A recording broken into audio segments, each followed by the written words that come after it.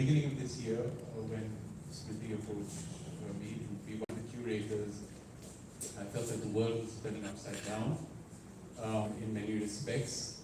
There was international intensification of people who were being prevented to go to other countries, people who were being forcefully exiled, people who were migrating, often because of choice, but sometimes not because of the choices they were making. And so it was very clear to me that I wanted to work with artists who are producing work for other artists and other communities who are in exile. A lot of this is with reference to the Middle East, the Gulf, but I think the whole world is looped into this discussion extensively. So the artists that I have really the privilege of working with this year are from the Gulf, largely. We have a Yemeni East African artist who will be here. We'll be able to visit with her. Her name is Shaima Al-Kabibi. I'm just going to give you their names. Ali Arkadi, who's a particularly important artist, who was one of the photojournalists, lead photojournalists of the Iran-Iraq War, and won several awards for his work over there. But he subsequently became a teacher and a pedagogue, and has invented a new form of printing images, which you will see. Has a lot to do with images that are from his own work in Syria. One of the other artists who's very, very well known in the collection of the MoMA as well, but who's coming to India almost for the first time. I want to just preface this by saying that most of the artists I'm working with are coming to India for the first time.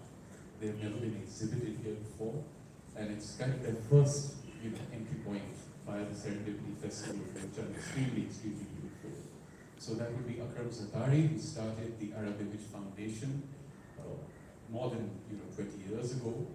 But his work that is coming over here is about how he's engaged with other artists who have donated to that archive in Lebanon, in Beirut.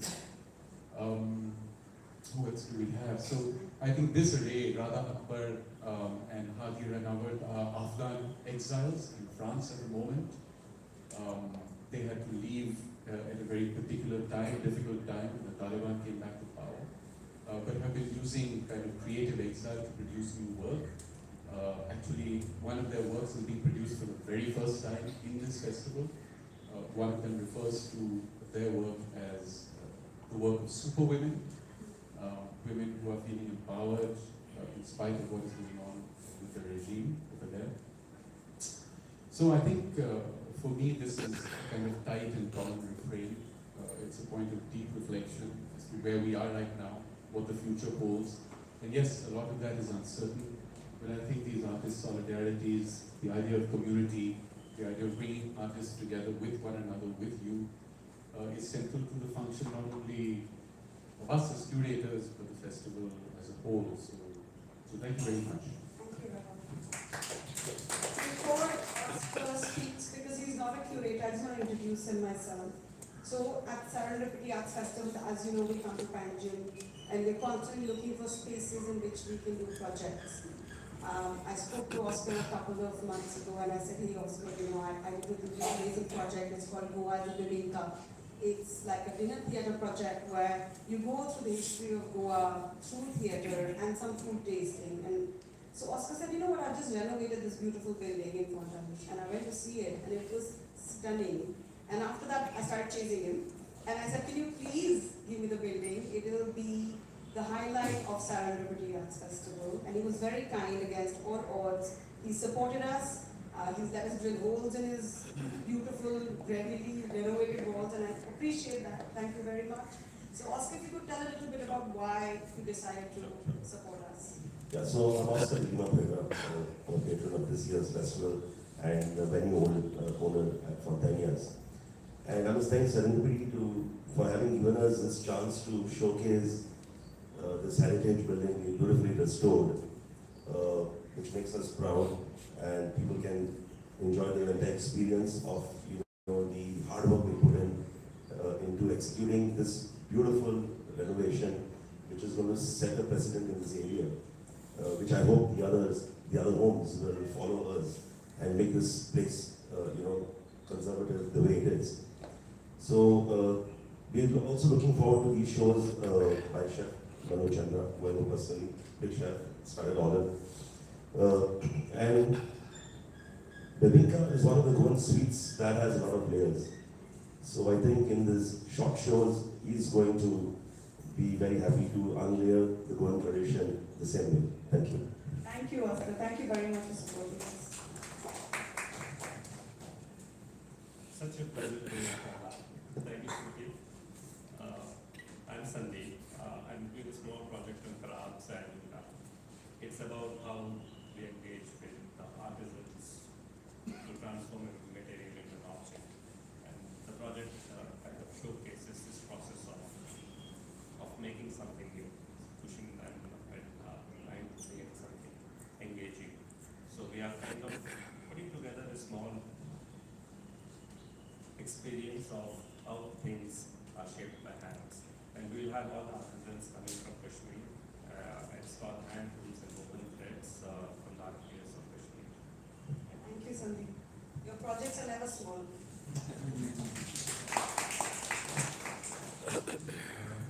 Thank you, Serendipity, for come back. My name is Prashant Panjiyar, and I live in Goa. I moved to Goa about 12 years ago, and right from the start, I knew that as a curator, that I should be representing Goan themes as well as artists who live and work in Goa, as well as bringing works that I like or what I saw from outside here, mix of both. So this year, I'm doing exactly that. I'm curating two photography projects. One is an antique process, and the other one is a more modern process. The first project is called Chari Vado, and it's actually photographed in my locality. I live in Moira, and it's about the Charis of Moira. The Vado is right next to me where I live. And the photographer is Brinal Bahukandi, and he uses the old antique wet collodion process to photograph the people there. So that's one project, and I hope all of you will come and see it because it's interesting to use the antique process, which has got a lot of it's problematic in the way that it's been used earlier, and more in the modern context. And let's see whether Rinal has been able to confront that politics of it or not. The other work is by young photographer called Divya Awasthi, and she looks at a family archive, and that's a project that's co-created with a colleague of mine, Tanvi Mishra, who I've worked with a long time with, and so has Rahar. That's a very, very important work. It's a very lively work, and I'm sure that most people will really enjoy it. And a lot of people will relate to it because of the way that you look at your family's history and the photographs of them. So both the works are going to be in the old GMC building. So come and see and let us know what you think of it. So we have our youngest curator here today. When I called Sahil, I said, he's actually a fabulous artist. And we have this bad habit of asking artists to curate and putting them into trouble. So Sahil said yes to us, and we're so excited that he's actually putting together a show which will make us all proud. Over to you, Sahil. Thank you so much for letting me here. I've participated as an artist in the previous edition. This is the first time I'm coming in as a curator, trying as a curator. So I have my exhibition in Old GMC, which is called Neither a Shore, Not a Sea, but Neither a Shore, Not a Sea, but I'm going to get better. Neither a shore, not a ship. Not a shore, neither a ship, but the sea itself. Yes, I know, it's a long title. And you're nervous, you understand. So it basically looks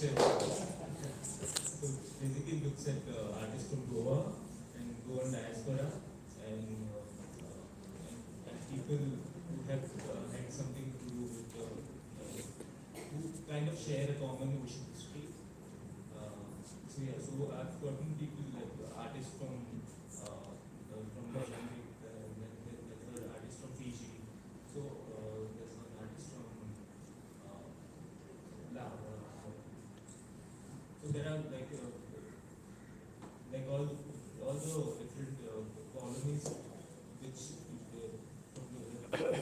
Portuguese colonies. There are different artists who are giving their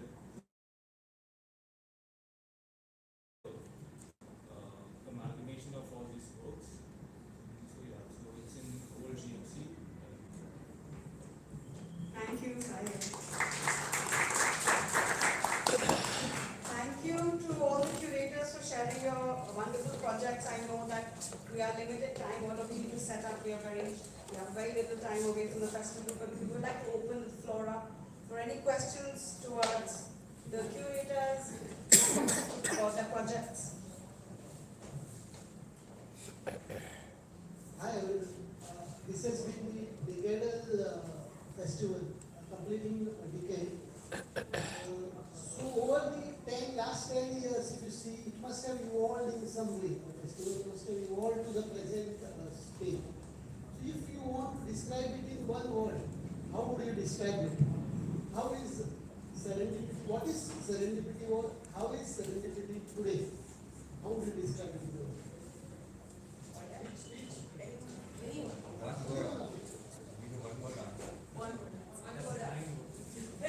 Awesome. It's difficult to put it in one word, but I think it has brought in a lot of emotion. You immerse yourself into these different artistic installations, or whether you are tasting the food or if you notice, every aspect of what a human being has to go through has really been covered in just a few of the pictures. You can imagine 25 in totality. So it brings out the emotion in the person. So that's one word.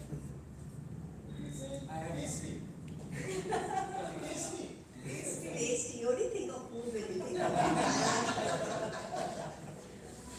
I can add. So this also gives me an opportunity to talk about one other thing that I'm curating. So the word I have is basically imagine and imagination. If you can imagine it, they will make sure that it can be done. So that's an amazing thing that Serendipity does. They give you the canvas and then go with it. So the other thing that I want to talk about is something that we just pulled out of a hat and I'm co-curating with Tukral and Tagra called Poems on the Move, where we have the 5 shuttles where in the evening for 2 hours, anyone who gets into the shuttles, we have 5 poets, some from Delhi, Chandigarh, Bombay and Goa, who are sitting in the shuttles and you recited poetry at close quarters in a mundane cab drive. So we just imagined it and then so imagination is another word. Thank you. I would use this word opportunity. It's an opportunity for all art lovers for the country. You guys have made Goa an art destination. There's so much to learn here and interact with fellow like-minded. I don't want to sound repetitive, but it's become increasingly serendipitous. The chance encounter that you might never ever have imagined or come across. So I think it's a amazing cross-dimensional crossroad.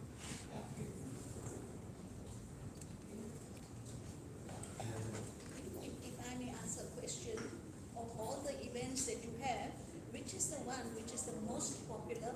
Have you graded it as first, second, third? Is there something like that one can look at?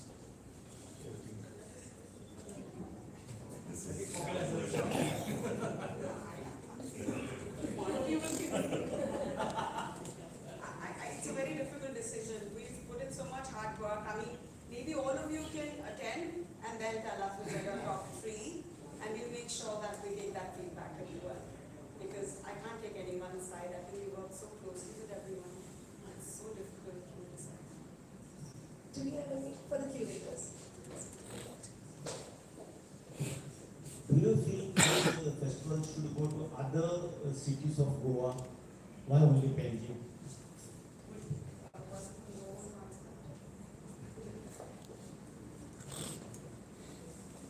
When you look at other cities in Goa, me being a Goan, I would say Panjim has just about everything that, in my opinion, from the buildings to the Mandvi River to the little lanes of spontaneous.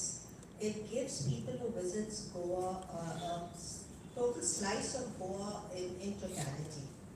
We have very pretty cities like Malgaon, etc. There's no doubt about it. But I think Panjim is a little step above the others. Not only for the infrastructure, it's for everything. It's got a little bit of old Goa, it's got the beauty of the river, it's got this. You just imagine someone coming, normally when they come, they all go to the seaside or the beach. Here we're showing a part of Goa which I think has got a lot of character. Do we have any other questions for the And there's another aspect to it. It's a festival which is about 10-12 days. And, it takes a lot to put a festival like this together, both from point of view of infrastructure, etc. Also, I suppose if this was a festival that was spread out over 2 months or 2 or 3 months, then having multiple centers in Bandgaon and in Fonda and Vasco would be okay because visitors could travel around. But in that short period, it'd be, think of it from point of view of the visitor. They would go mad trying to go to other places. So it needs to be, logistically, it doesn't work unless it's for a very long period. Thank you, that was really helpful. I want to introduce Diktej, who has just come in. Diktej, you need to talk about your project a little bit. Don't be nervous. I've already spoken about it. Sorry to be late because of this complication. So, my project is about this tradition of making narsas and artifacts in public spaces with regards to traditions across India. But I've chosen the project towards the tradition of narsas and Belgium, the way the evolution of narsas has become from traditional celebration to the kinds of elements which have been incorporated by the youth and the people around the groups.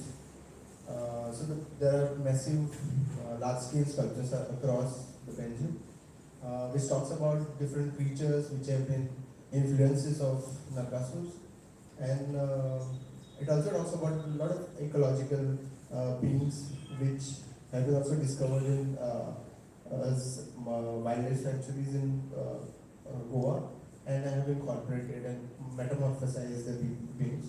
And parallelly, the opposite of it is a mini Narkasur archive, which is completely opposite side of the making Narkasur, an undercurrent situation, undercurrent scene which has been celebrated, and I mean, small kids across Goa, and they do have competitions across Goa, but hardly few people get to see them because they are done in pockets.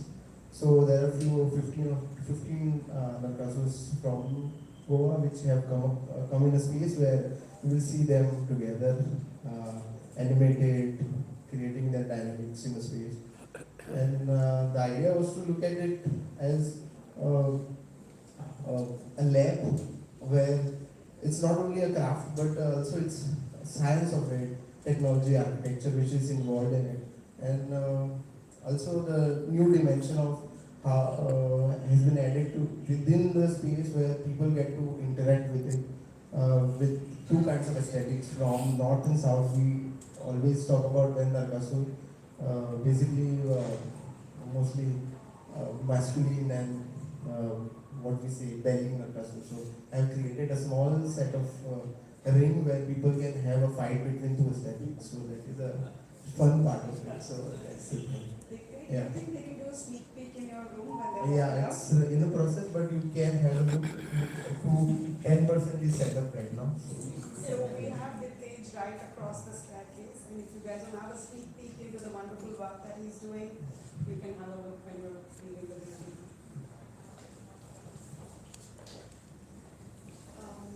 Do we have any other questions for the curators?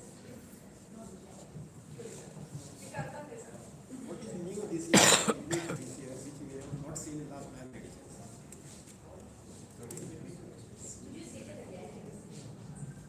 What is new or unique this year, which we have not seen in last 9 editions? I think all the shows are new. Yeah. All the shows are new. All the content is new. I said all the content is new. Oh, except for the chart. That's right. I am not new. I mean, Charpa is not new. It's been there, but it just has new avatars. So happy to be back and happy to be announcing with people.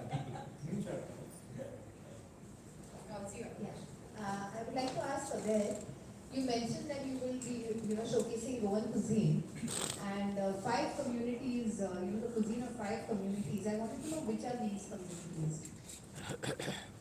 Okay, I'm trying to put 7 years of research into just 2 minutes. We all know that right from inception, there has been different occupations in Goa.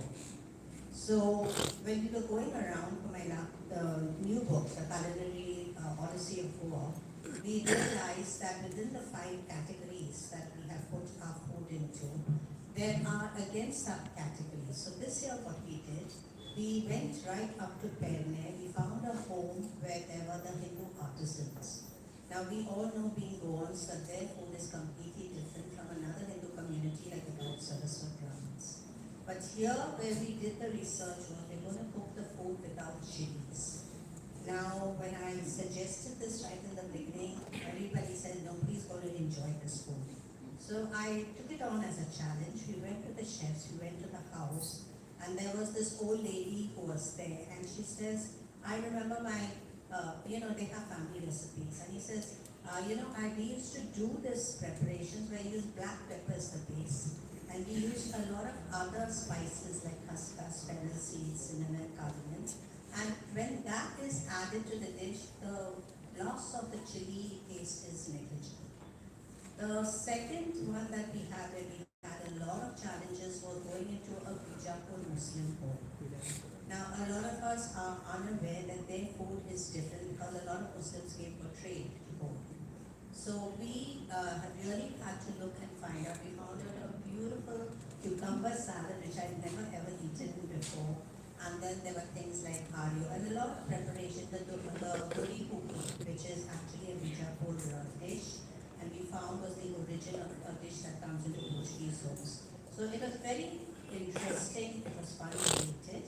And the other 3 are, 2 are quite common. One is the Gaon Saraswat Ramen, which is with chilies, it's normal. The last one where a lot of converts change, like your Samarachi Podi, your Sanas, your Won, those preparations. But we found a little bit of a challenge to find Indo-Luso food. Because though we know about the Sorpatel and we know about the Vindaloo and all these preparations, they have a lot of interesting things like the Giza, the Apadikamarao, the Bolasan River, a lot of things which have not been explored. So we got our chefs in the picture to find out how these dishes were made. We're still trying to get that. We don't want to buy anything ready-made.